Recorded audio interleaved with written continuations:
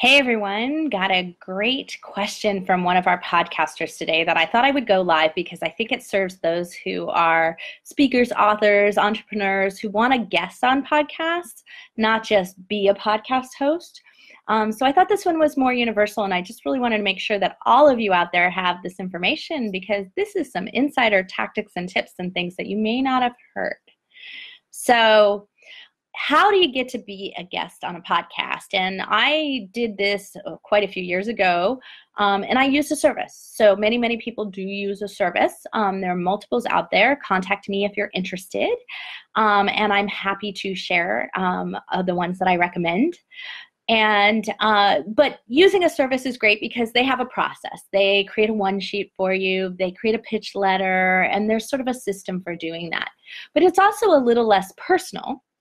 And I can say we've never used a service on any of our 3 podcasts to bring us guests. So as the host, we've never used that to get our guests on there. I actually personally go out there and invite people to be guests, or people send me emails, messages, LinkedIn requests to do it. And so I have we've done over 530 episodes on our 3D print podcast. And I've never had to worry about it. I've never run out of guests. And so because enough come to me and enough I seek out just because I happened across them, met them somewhere, their name came up in an article and I was interested.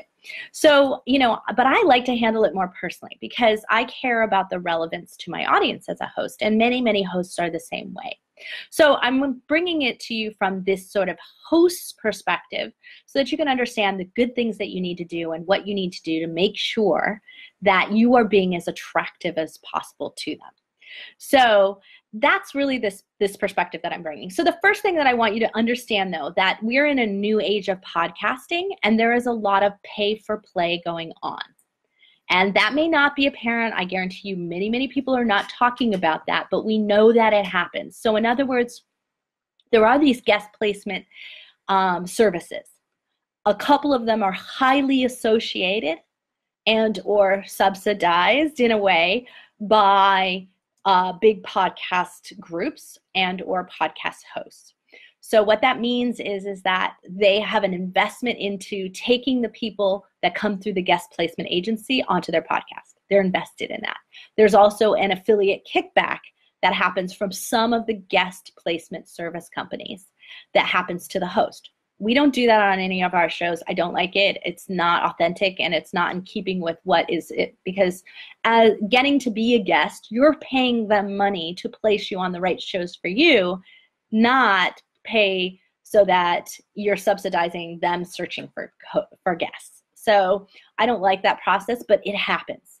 And so you're competing against that. If you're just pushing your one sheet out there and it's going out there, you're competing against some of these people who are paying to be on shows. They're not paying the host maybe directly, but they're paying these service companies who are paying the host.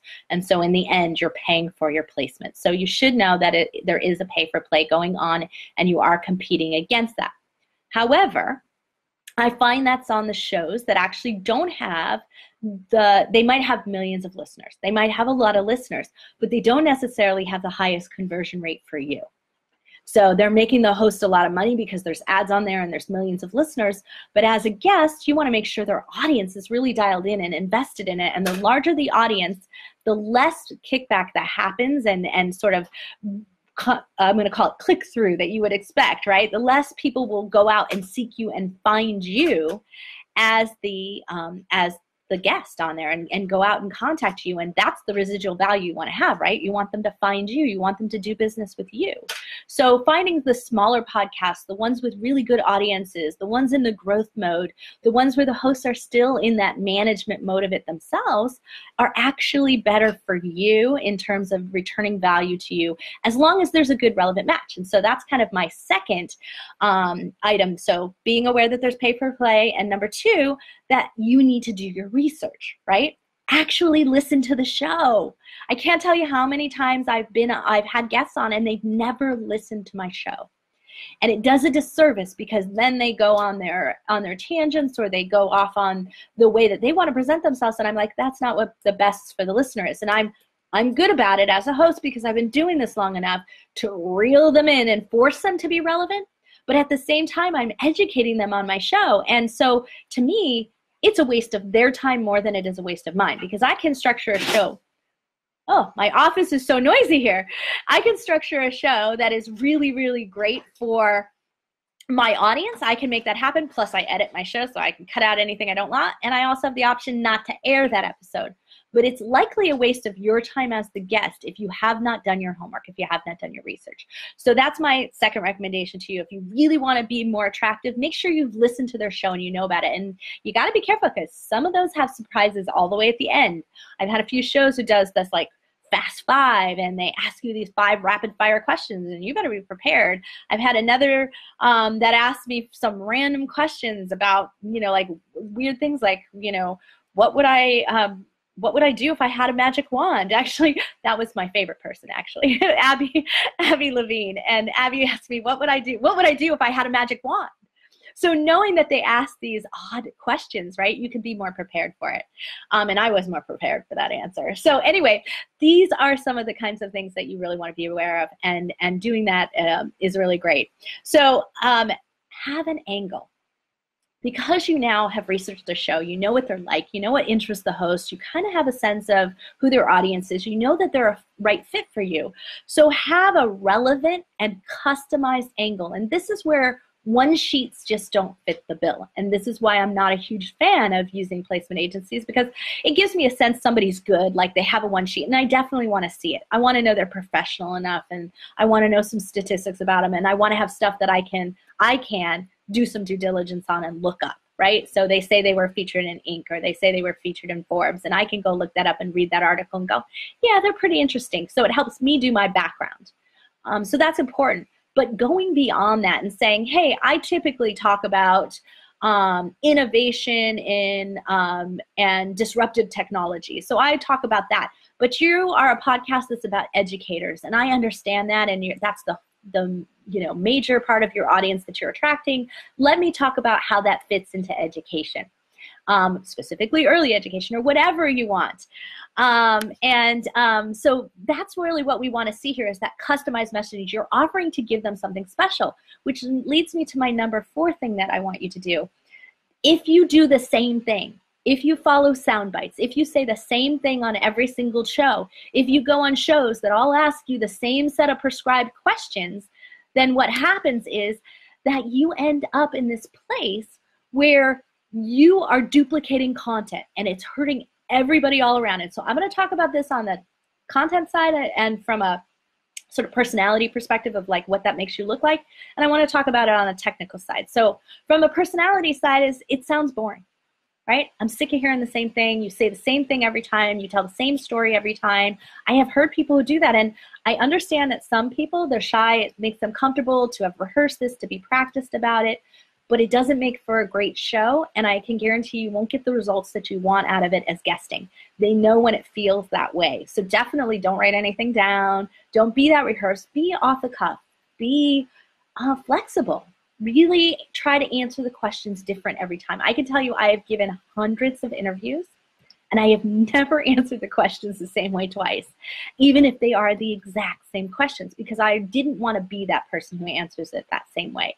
And so embody that, right? Be brilliantly you. Be the expert that you are, and answer it with a different aspect, saying, hey, I know you're asking me this, and the pat answer is usually that, but here's something more. I'm going to give you more. Be a little bit deeper on it. And so that's really one of the great ways to do that. Now, on the technical side of that, remember that being on podcasts is supposed to help you. If you're being a guest on there, it's supposed to help you, and it's helping the podcast host and their website and what they're doing. And all of that is this backlinking and Google ranking and this search engine optimization thing that's going on there. And you really want all of that to tie together. So here's what happens. If you say the same exact thing the same way on every single show, you've now duplicated content. Not only have you hurt yourself, because that backlink to you isn't really doing much good, but you've hurt every single one of those podcast hosts because you gave them the exact same content across it, and Google's going to devalue all of that. So it is of no service for you to do those kinds of pat answers, rehearsed answers, and say the same thing on every show. So definitely don't be that person, because if I'm researching you and a good host or a host that has a vetting group, whether it's virtual assistant or whatever, vetting people, that's usually what you do is I'll go check them out. I'll listen to them on a couple of shows. And if I hear them say this exact same thing all the time and it's a pitch, they're not going to get invited in. So I see you guys like that. I'm glad. I agree. Great. So that's the fifth thing that I want to head into, is that the last thing that makes you really attractive to a host is to have an authoritative platform, right? That means you should have your own show, you should have a book, you should be a speaker, right? You should have a website that is good value. And I talk about this all the time when I give speeches all over the place, that I talk about having a platform is the way to get the media to write about you. And podcast hosts are media, right? They are, some of them are writers, some of them are bloggers, and they do more than that. They came out of that. Some of them are TV interviews, and you're doing videos, right? All of that. Think of them like the media. And the first thing I do as an ink columnist when someone sends me a pitch is I go to their website. I Google their name, I click on their website, I check them out, and I go, is this a sales site? Is this a platform site? Do they really have lots of media coverage? Have they been in lots of press? I'm going to check that out. I'm going to look at them. What do people say about them, right? That's your overall platform. But I also want to make sure that it's going to serve me well. So if you're a really smart podcast host, you're going to do, and if you come out of the digital marketing world, which many of them do, we're going to also do a little background check on your website, on the ranking of it. How powerful is it? Are you valuable to my audience? Are you valuable to me from a Google standpoint, from a technical standpoint, from a search engine backlink standpoint? So there's some of that value. And then also it's just name recognition in industry. Like, do people know you, and do I want to be associated with you? So if you have not yet established your authoritative platform, it's a whole lot harder to get people to agree to have you on as a guest. If you haven't launched your book yet, and that's it, and you have no website, and you have nothing else going for you, that makes it a lot harder. Yeah, I see more hearts. Thank you so much. You guys agree. It makes it a lot harder to be that person that you want to be and be that authority that makes you a great guest. So establishing our authority platform is the #1 way you can do that. Make sure you do that on a website first. Make sure you have that website in place. You have to have a home. It's an address, right? Many of us don't have an office. You guys like seeing behind me. You can see behind me all those things on the wall, right? This is my home office. So I don't have a real address. My real address is on the internet. And so and that's where people are going to look me up. They're going to find me. They're going to see that I've done all these writings. I've been on all these shows. I've done all these things. And they're like, I think my show being associated with that is going to be valuable, even if I've never heard of her before. So that's really kind of it that I wanted to go. But I have a question here. Does social media platform play a part in that authority?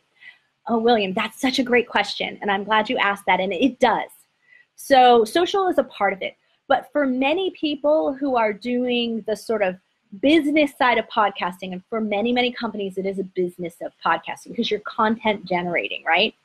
Social is only one aspect of that. So I want to know that you can talk out on social, and you want to drive, and you're going to drive traffic to me from that standpoint, but it's not the only factor, because I do want to, at the end of the day, give my site value, give my blog value, give myself Google ranking. So as long as you have a social platform plus, if your social authority is way, way higher than your web authority, that's probably still okay. But the fact that you have both, that's best. So I hope that answered your question. Everyone has heard of me. Oh, Jason, you are so sweet.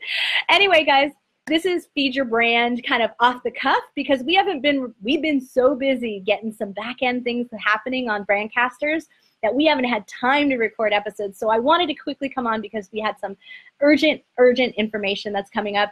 And I promise you some new episodes are going to be coming out, but we got to sit down and do some recording here. So until next time, thank you all for joining.